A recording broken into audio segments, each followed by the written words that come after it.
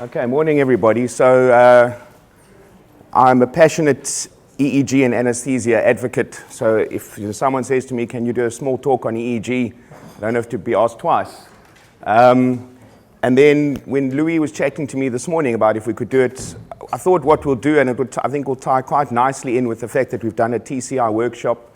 We've also been hearing a lot this morning about drug interactions and enzyme induction and enzyme inhibition and how you do monitor for certain drugs, when it's clinically unpredictable. And hopefully we'll just give you a small little insight into a little bit of EEG physiology, how we acquire the EEG, where we've progressed to, and hopefully we'll change some of your minds about what EEG monitoring is about. It will be mostly based on BIS monitoring, which is my monitor of choice at this time, and I do talks for Medtronic as a disclosure. But I'd like to think the views are my own, and there are other monitors out there, and if you want to come find me and ask me about them, I'd happily chat with you. So I just want to do a little bit of the history. This is Richard Catton, who was the first English scientist that's actually credited with discovering the electrical properties of the brain. And this was already in 1840 or around 1880. So they actually saw with the galvanometer that there's electrical activity in brains. They weren't quite sure what sort of waves they were. They noted different fluctuations while these animals were asleep, and they also were the first to point out that there's a distinct lack of activity when these animals were dead, okay, and possibly killed for that purpose, or I don't know if they died naturally. This is, anyone know who this might be? Hans Berger, credited with the first ever recording of an EEG. And what we do know is that the EEG is primarily generated by these cortical pyramidal neurons in the cerebral cortex that all orientate perpendicular upwards, and this neural activity is detectable by EEG, and it's the summation of a whole lot of excitatory as well as inhibitory postsynaptic potentials of large groups of neurons firing synchronously. Now what I find amazing is this is a picture of the first EEG machine. It's large, it's bulky, it's producing streams and streams of EEG oscillations, and I can only imagine how difficult it was to actually start and interpret this. And we then made some progress where now we've got 24, 32, 64, 128 channel EEGs, and you've possibly seen some of these strange looking patients walking around your hospitals with the EEGs on and the neurologists are running it. And again, this is difficult for us. This is producing reams of EEG oscillations that then have to be interpreted at a later date. What I find fascinating is that this is where we are today with EEG monitoring and something that's beneficial for us as anesthetist sedation practitioners. So we've taken a 32, 64 channel EEG, and we've got a frontal electrode, 4 electrodes easily placed on almost any patient, pediatric and adult. So, a little bit about what happens is that you get amplification of the signal. We get Fourier transformation, which takes, remember all these waves are happening together, your beta waves, your alpha waves, theta waves, delta waves, gamma waves we don't tend to see. And it's able to then filter out and isolate different waveforms, and then we're able to analyze it, and we also get filtering that it takes away unwanted frequencies, and then we get a recording and a display. And I'd like to put this slide up here, that when people say, what is it about, is EEG useful, almost everyone is saying, but the index, and this is all they think EEG monitoring is. And I'd like you to try and keep this picture in your mind, that this is really, and sometimes I actually blank out the number because you don't really want to rely on the index that much anymore. You want to be relying on all the information and the whole picture that we get you. And some of you might be familiar, but just to take you through, this was a general anesthetic, so we have what we would all know to be an appropriate index number for the BIS. This patient is asleep with a good signal quality, not much electromyographic activity, but then let's look at all the other features. We've got a real-time raw trace EEG that's being displayed. And for those of you who are familiar with EEG monitoring, it's actually really easy. This is a 3-second window. If you were to count each of the oscillations and divide by 3 seconds, you would be able to work out the frequency. And without doing it now, we'll do it a little bit later, this would probably be about 30 little blips that we count. 30 divided by 3 means a frequency of 10. 10 hertz is alpha waves. It's easy. It's not rocket science. So what other information do we get here? We get the concept of suppression ratio, or making us being concerned about burst suppression, which is something that's very topical. and it seems to be pathological. It's almost never, it's never physiological. This is when there's a distinct lack of brain activity in your patient who's not dead. And we also have concepts now such as suppression time. So this is the total amount of time spent during your whole general anesthetic or sedation with this patient having isoelectric brain activity. And there's a lot of data that confirms that the more burst suppression you have and the longer periods of time you have in your patients, your risk for post-operative delirium increases substantially. And then something that's not that new, but is probably new to a lot of us, is we're now using the density spectral array. So this is basically displaying all the different frequencies and using a color format to display the power of the different waves. For me, it's beautiful because it even tells you the waves. It says this is beta, alpha, theta, delta. It even gives you the frequency bands where you're going to find these waves. And then it visually represents it. So if I say to you, where is the most red, you're going to come and put your finger and run it along there, and we'll take it to the right, and we'll say, great, that's alpha waves. We also have a little bit of theta fill in, and then we've got delta waves. And generally, and we'll show you with propofol, the minute, and a lot of GABAergic drugs, the minute you have an alpha-delta dominated spectrogram, you're probably at a point where there's sensory disconnection. So if we're going to be talking about awareness and how we ensure there's a lack of awareness in patients, this is probably the best marker that we have with some other features. And I'll run through some of the other things, so some of the other information you get, things like spectral edge frequency and median frequency, and we'll explain those terms a little bit later.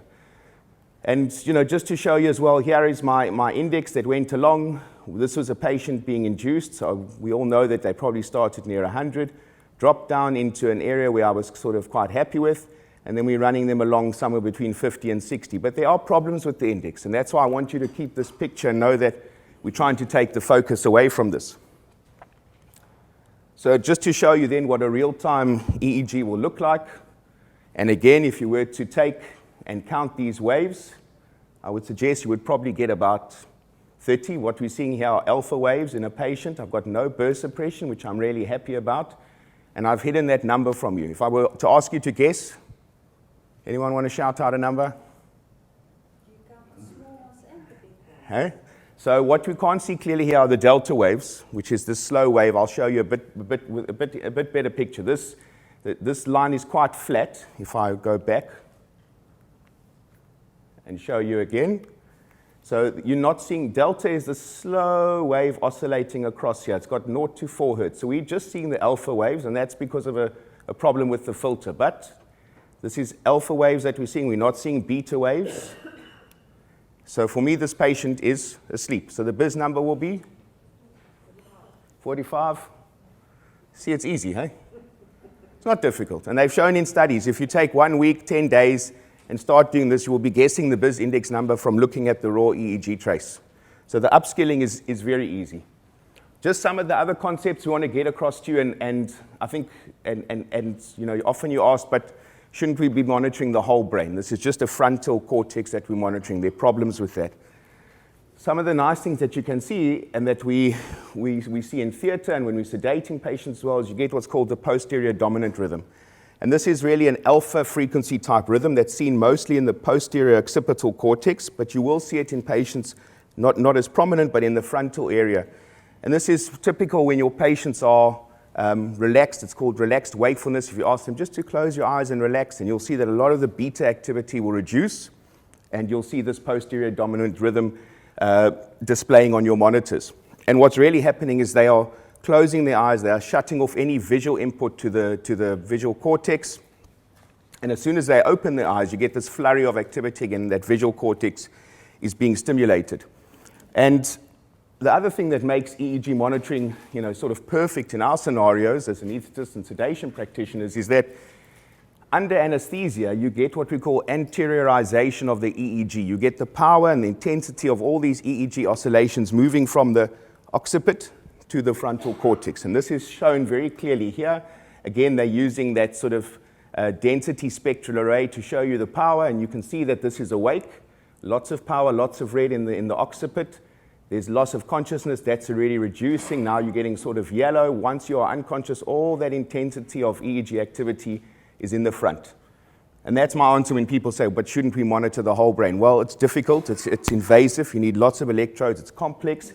And yet, if we just put our frontal monitor on, we can assess whether a patient is unconscious, we can assess different levels of sedation, and it's really useful.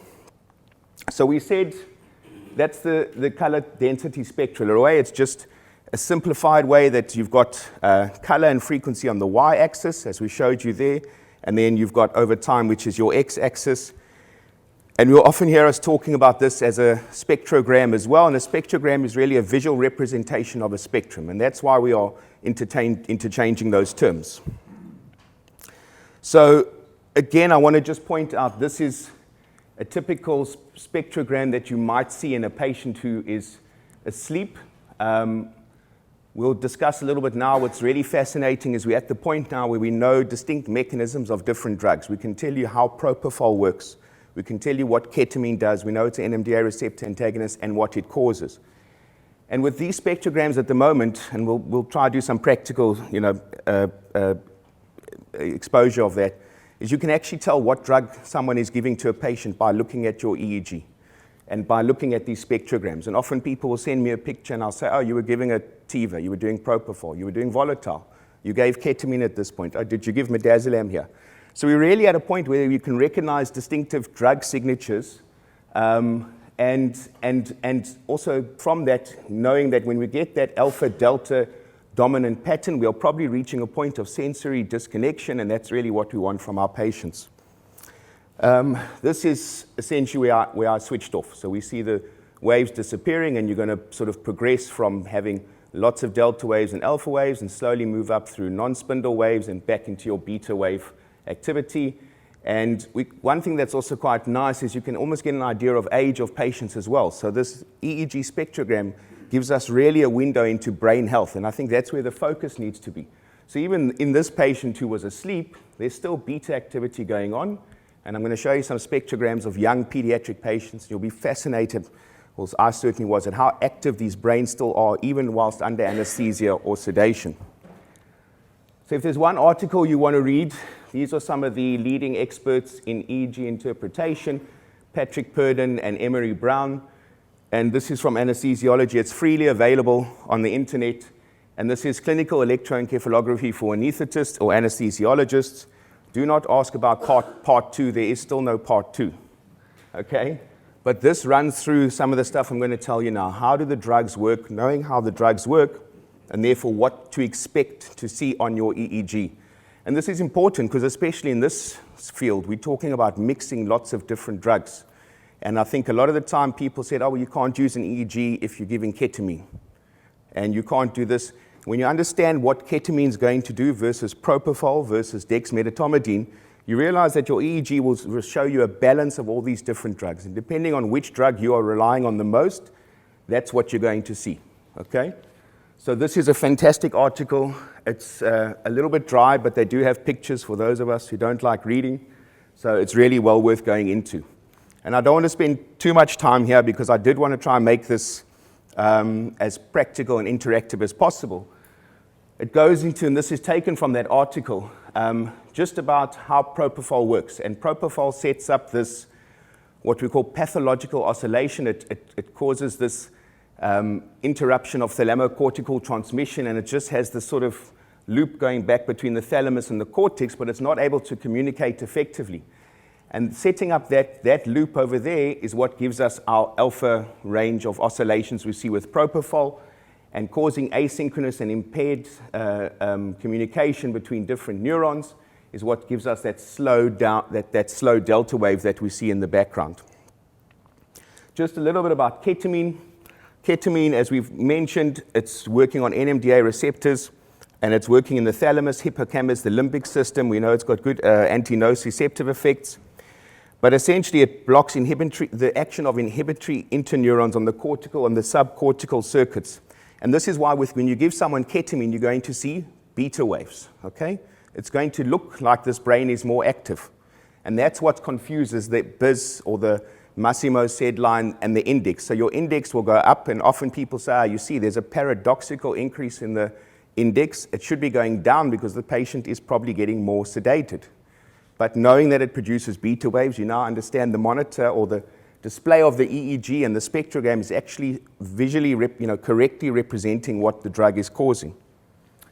Dexmedetomidine, we've heard a lot about clonidine and dexmedetomidine, and they act in the same way. They act on different areas. They act to affect arousal centers, and they also produce a distinctive spectrogram and a sort of wonderful sedative pattern where you can have what looks like very deep sedation, and often to reverse it, you just have to stimulate the patient and mimic sort of natural sleep. So I'm just going to move on to the next presentation. We're going to try and just make a little practical, hopefully interactive bit, because there's really lots to go into, but maybe whet your appetite for wanting to use these, and we can discuss whether or not its use in sedation is, it's that one. Is beneficial as in general anesthesia, which I think it is. So I just we touched on this in the TCI workshop, but I just want to show you visually, which is quite a nice way to see, is that the information we get as well are things like spectral edge frequency and median frequency. And I think this shows it nicely. So median frequency is the point at which 50% of your power of your oscillations or your waves are on the left of this frequency, and 50% is going up. So it sort of gives you an idea of where you're sitting, and it's important in trying to assess depth of anesthesia. And then your spectral edge frequency, we normally use spectral edge 90 or 95, and this is telling you the frequency below which 90 or 95% of your waves or oscillations are sitting. And we expect both of them to actually decrease as you're under anesthesia. So this is a tracking of median frequencies sitting somewhere up against 12. So there's quite a lot of beta and higher wave activity. And as you fall asleep or become sedated, you'd expect that to get to around 6. If you are deeply anesthetized, you're going to probably be sitting, can actually be anywhere from 0 to 3, because these delta waves are actually listed as being from half a hertz. And then as you wake up, you expect that to increase as well. So just to give you a little bit of background to then what we're looking for in EEG, this is a nice little diagram because it runs through what to expect when our patients are wakeful, when they're sedated, when they become unresponsive, and then surgically anesthetized.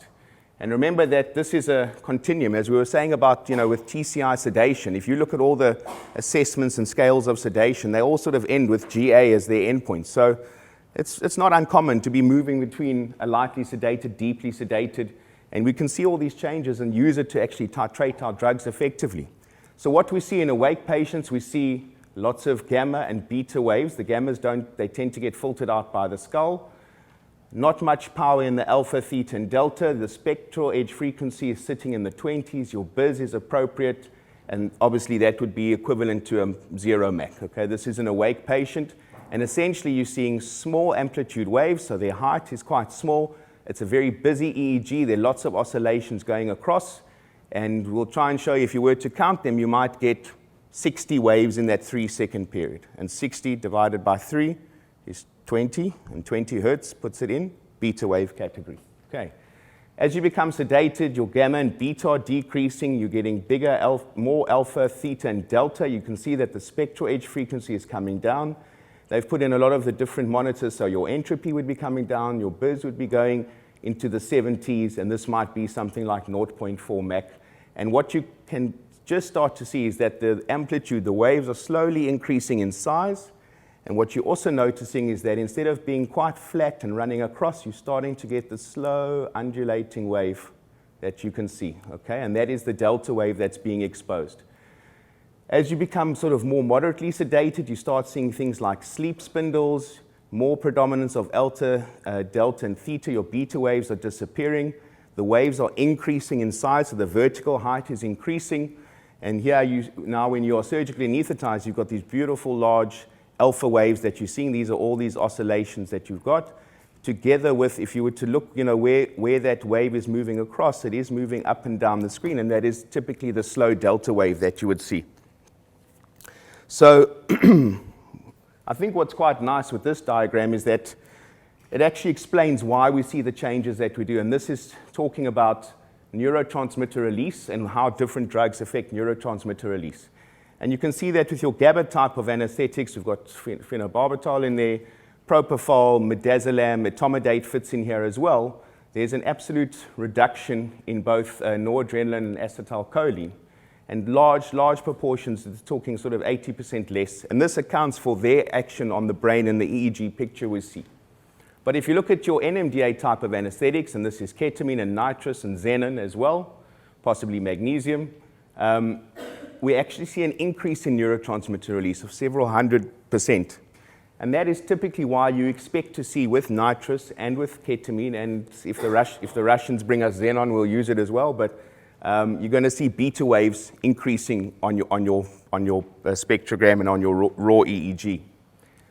So what I thought I'd do is then just show you a couple of pictures of, I've gone and tried to get as many sedative pictures as possible, and just to show you that, the kind of things we see. So this is if you saw this, you would know immediately if you've been using it, this is a young patient. This is a patient who is appropriately asleep. This is dark red. So they have an alpha and a delta dominant spectrogram. The BIS number is appropriate. These are large, beautiful alpha waves that you see in young patients with it's easier to see if I show you a video, with that delta wave in the background, but look how much beta activity is still carrying on in these kids. And it's an amazing thing. You can see and almost start to guess ages from looking at these spectrograms and as I said, a window into brain health. So this is a young patient, and we'll try and just show you a few more examples. Young or old? Young patient. Okay, easy to see again, and that's why the index can vary, but it doesn't really matter. We've got the same features, nice alpha waves, a beautiful spectrographic picture with this alpha and delta dominant, and there's still lots of theta going on, but that's typically what we want to see in patients who are under general anesthesia. So I've got it labeled as a young brain. What about if I asked you to, now that I've just shown you, I gave you the answer there, but we'll go. So what do you think of this one? Okay, and if we look at it, small amplitude, very busy. If we were to go and count each little oscillation, so we're seeing beta waves here, we notice there's increased electromyographic activity. The patient is more awake and is probably grimacing or talking. And therefore this, if you looked at that, you would know that this was a patient waking up from anesthesia. The BIS is appropriate, there's electromyographic activity, but we're seeing exactly what we've alluded to on that EEG interpretation picture. This I've put in for you to see. This is actually an elderly patient who is under sedation. And the BIS number is appropriate. We've got alpha waves there, some flat activity. It is quite difficult with elderly patients. Their amplitude is reduced. The raw EEG can be more difficult to assess. But the spectrogram gives you, a wonderful answer as well. But would you not agree that this patient looks almost like he's under GA? Okay, and this is what happens with our elderly brains and our fragile brains. It is very easy to push them over the edge. And the importance of this is just to show you that they can look quite deeply sedated, even though everything else suggests that everything is appropriate. But what is of importance here is that this patient had no burst suppression and no time spent in burst suppression over the period of his procedure. What would someone like to suggest what happened there?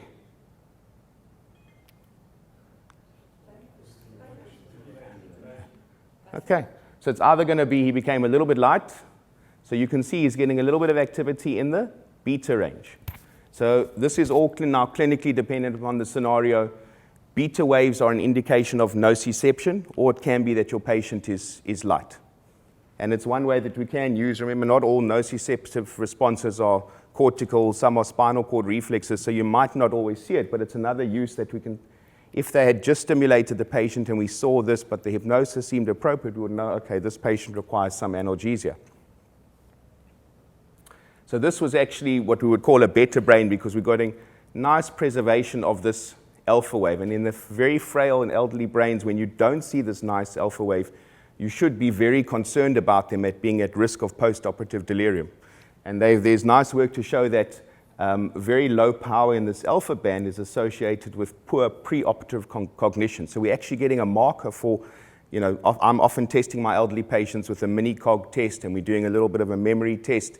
And when they fail that, it's often reflected in the EEG that you see on these patients. And these are the ones that are vulnerable, that you need to look after that brain, you need to mark them for appropriate delirium prevention post-operatively as well. This is just to show you what volatile looks like. So volatile, you tend to get sort of uniform red color going all the way down. You don't have that necessarily distinctive band in alpha and distinctive band in delta. And all the volatiles tend to give you this picture. Again, a number that's appropriate, but a tracing that hopefully you would agree is now consistent with being generally anesthetized. This is to show you what propofol looks like. So here you can see that you do have that distinctive alpha and delta band. There's not much theta activity going on here. And that's really, when you're deepening a patient on propofol, the more deeper you go, you do tend to get theta fill in, and some people aim just to have two distinctive bands, but that's typical of propofol anesthesia. What I thought I would then show you is what you would see with ketamine. And you can see that they're using, I think quite small doses here. So maybe some of the very clinically relevant doses we'd be using in our practice. And it's very clear to see that you're seeing this beta wave activity. And now that we understand how the drug works, this shouldn't confuse you. You should accept it as part of the way ketamine works. But remember that might make your index, your BIS index, your patient state index from the Massimo SED line increase, because it cannot tell the difference between what drugs you're giving. So beta waves for these algorithms means that the patient is more awake. Very interesting with dexmedetomidine. So these are spectrograms taken from patients who receive dexmedetomidine. And what you'll see with dex is something resembling sleep, but you'll also get this slightly higher than normal typical alpha waves, but you can see that there's a band sort of in the 10 to 15 hertz. And what you then start to see are sleep spindles. And sleep spindles are little, very sort of half to 1 second little oscillations that increase in size and then squeeze back down again, almost like a torsade kind of picture. And that is very commonly associated with patients who are sedated. But when you go up on dexmedetomidine, you tend to lose that band, and you can actually then just have a patient who's got a dominant sort of delta wave picture. And these are the patients that can look really sort of deeply sedated. And often their BIS numbers can be 40 to 55, almost as with general anesthetic. What you don't get is you don't get the burst suppression, and these patients are still easily rousable. We've mentioned the young patient before, so I just want to show you a little bit about burst suppression, and believe it, there are good studies that show that burst suppression is still possible even with sedating patients. And nice studies that show in elderly patients receiving spinal anesthesia and getting traditional sedation with midazolam, very, very deep. BIS levels consistent with general anesthesia about 50% of the time, and getting burst suppression. So these elderly, frail brains are very sensitive. I try and avoid dormicum in these patients at all costs. So what we can see here is this is visually displayed on the spectrogram. This is a period of burst suppression. And you would agree that you've gone from having nice red activity to suddenly lots of blue going all the way down, maybe a little bit of delta wave activity. And this was a period where this patient was over-anesthetized. And it's a clear indication for me here that I need to reduce my anesthetic component. I need to restore that alpha wave, which we did. And you can see that there's my total time of burst suppression, 3 minutes 24, which is, sometimes just not avoidable. But as you're titrating your anesthetic to effect and to this pharmacodynamic feedback, you reach a very happy sort of sweet spot of anesthesia where you've got a distinctive propofol TIVA pattern, and avoiding any more burst suppression, and you really are doing this patient a favor by looking after them in that way. So this was also just one that I managed to find quickly. This is to give you an idea of what the spectrogram would look like with a sedated patient. So some features here, the spectral edge frequency is much higher because you're expecting to have more beta waves. This was a lightly to moderately sedated patient. Would you agree that this is your alpha, this is your delta? There's really not that distinctive alpha band being displayed here. So what you're seeing, is a little sort of what we call low beta waves dropping a little bit into the alpha. There's still some delta wave present as well. And this is typical what you'll see in a nicely sedated patient. The spectral edge frequency is 19, so it's remaining relatively high, and the median frequency hasn't dropped as well. So 50% of these waves are above 11, about 50% below, but you don't have that distinctive alpha band that we would see. And I thought this would be a nice picture because this kind of, I think, shows you a little bit of maybe sedation challenges that we sometimes go through where, and I can tell you this was a young patient who was getting, I think he had a neuraxial anesthesia. I was increasing my propofol. He was chatting to me nonstop. And eventually, and this is the patient group where I find midazolam very useful. I gave him a small dose, probably 0.5 milligram of midazolam, and just look how it changed that picture. And took him from being sort of lots of beta activity, very chatty, very disinhibited. You know, they're telling you all sorts of things that you can't repeat outside of theater. And then you give him a little bit of dormicum, and you get this deep picture. And you start to come down on your propofol. And then obviously there, he woke up a little bit again, and we reassured him, and then we gave him a little bit more. And this is taken at the end, and you can see again a picture distinctive of lots of beta wave activity, quite a flat trace that you're seeing across. And to show you the last one, this was also added in just to give you an idea of what a deeply sedated patient might look like.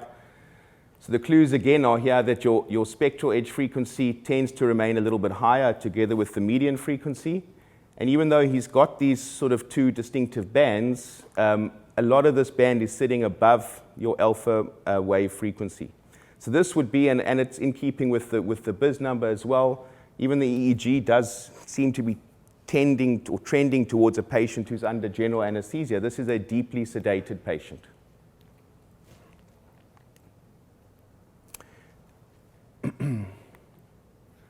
This is well, you'll tell me, young or old? Do you remember the young? You remember how richly colorful that young patient was? This is when I see this, I'm immediately terrified of this patient, because this patient has a very, very vulnerable and fragile brain. And this was a patient actually getting sedated, but can you notice there's hardly any alpha wave activity going on? This is easy to see. And these are the patients where you want to avoid burst suppression at all costs. And these can be patients in their 80s receiving target effect site of 0.6 of propofol. And this is the sort of picture you get. And as I say, very often this picture will correlate with the fact that the person couldn't draw a clock, couldn't remember a couple of words. You've marked them already as screening positive for cognitive impairment. And that's typically then what you'll see on that picture.